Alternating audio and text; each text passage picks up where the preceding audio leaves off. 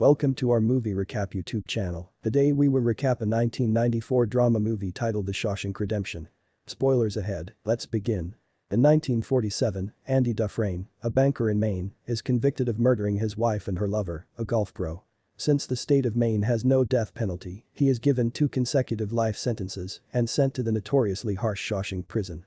Andy keeps claiming his innocence, but his cold and calculating demeanor leads everyone to believe he did it. Meanwhile, Ellis Boyd Redding, known as Red, is being interviewed for parole after having spent 20 years at Shawshank for murder. Despite his best efforts and behavior, Red's parole is rejected, which doesn't faze him all that much. Red is then introduced as the local smuggler who can get inmates anything they want within reason. An alarm goes off alerting all prisoners of new arrivals. Red and his friends bet on whichever new fish will have a nervous breakdown during his first night in prison. Red places a huge bet on Andy. During the first night, an overweight newly arrived inmate, nicknamed Fat Asses, breaks down and cries hysterically, allowing Haywood to win the bet. However, the celebration is short-lived when the chief guard, Byron Hadley, savagely beats up the fat man for not keeping quiet when he is asked to. Meanwhile, Andy remains steadfast and composed. The next morning, the inmates learn that Fat Asses died in the infirmary because the prison doctor had been out for the night. Andy inquires about the man's name only to get put down by Haywood. About a month later, Andy approaches Red, having heard of his talents for finding things. He asks Red to find him a rock hammer, an instrument he claims is necessary for his hobby of rock collecting and sculpting. Red asks a few questions about his intentions, which Andy laughs off. Though other prisoners consider Andy a really cold fish, Red sees something in Andy and likes him from the start. During the first 2 years of his incarceration, Andy spends most of his time working in the prison laundry or fighting off Boggs and the sisters. Though he persistently resists and fights them every time, Andy is beaten and raped on a regular basis, but keeps quiet about it. When a work detail for tarring the roof of one of the prison's buildings is announced, Red pulls some strings to get Andy and a few of their mutual friends assigned to the job, giving everyone a break from the usual. During the job, Andy overhears Hadley complaining about having to pay taxes for an upcoming inheritance. Drawing from his expertise as a banker, Andy lets Hadley know how he can shelter his money from the IRS by turning it into a one-time gift for his wife. Hadley first threatens to throw Andy off the roof, but eventually agrees and does provide the working inmates with cold beers before the job is finished. While watching a movie, Andy approaches Red with another unusual demand and asks for the actress Rita Hayworth. As he exits the theater, Andy once more encounters the sisters. He is brutally beaten within an inch of his life, putting him in the infirmary for a month. Boggs spends a week in solitary for the beating. When he comes out, he finds Hadley and his men waiting in his cell. They beat him so badly that he's left unable to walk or eat solid food for the rest of his life and is transferred to a prison hospital upstate. When Andy gets out of the infirmary, he finds a bunch of rocks for him to sculpt and a giant poster of Rita Hayworth in his cell, presents from Red and his friends. Andy is later advised that he will now work in the prison library with aging inmate Brooks Hatlin.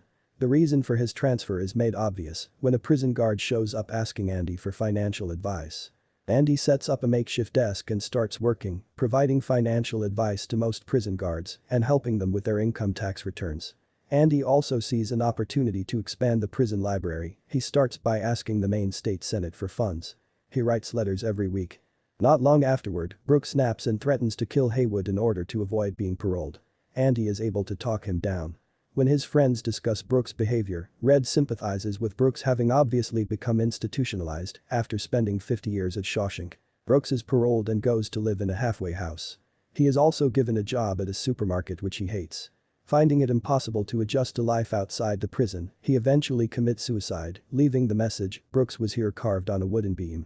After 6 years of writing letters, Andy receives $200 from the state for the library. When the donations of old books and records arrive at the warden's office, Andy finds a copy of Mozart's The Marriage of Figaro among the records. He locks the guard assigned to the warden's office in the bathroom and plays the record over the prison's PA system. The entire prison is soon captivated by the music. Outside the office, Norton appears furious at the act of defiance and orders Andy to turn off the record player.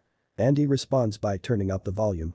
The warden orders Hadley to break into the office, and Andy is sent immediately to solitary confinement for 2 weeks. Not long after, Red has a new parole hearing and realizes he's been in prison for 30 years now. He uses the exact same words he used 10 years earlier, only with no enthusiasm at all. His parole is rejected again. Andy gives him a harmonica to commemorate his 30 years, which Red replies by offering Andy a giant poster of Marilyn Monroe to commemorate his 10 years. Meanwhile, Warden Norton profits from Andy's knowledge and devises a scheme whereby he puts prison inmates to work on public projects which he wins by outbidding other contractors. Prisoners are cheap labor. Occasionally, he allows other contractors to score projects as long as the bribe is good enough. Andy launders the money by setting up several accounts in several banks, along with several investments, using the fake identity of Randall Stevens, a man who only exists on papers. In 1965, a young prisoner named Tommy comes to Shawshank to serve time for breaking and entering. Tommy is easygoing, charismatic, and popular among the other inmates, and is befriended by both Andy and Red. Tommy asks Red about Andy's case, which Red explains. He then tells Andy and Red the story of a former cellmate of his from another prison who boasted about killing a man who was a pro golfer at the country club he worked at, along with his lover. With this new information, Andy, full of hope, meets with the warden, expecting Norton to help him get a new trial with Tommy as a witness. When Andy says emphatically that he would never reveal the money laundering schemes he set up for Norton over the years, the warden becomes furious and orders him to solitary for a month. Tommy receives a letter from the Board of Education announcing that he has passed the exam and now owns a high school diploma. A guard passes the news to Andy in his solitary cell, which makes him smile a little. Later on, Tommy is escorted outside at night to have a private meeting with the warden. Warden Norton asks him if the story he told Andy is true and if he would be willing to testify on Andy's behalf. Tommy enthusiastically agrees. The warden smiles at him before nodding to Hadley to shoot him dead.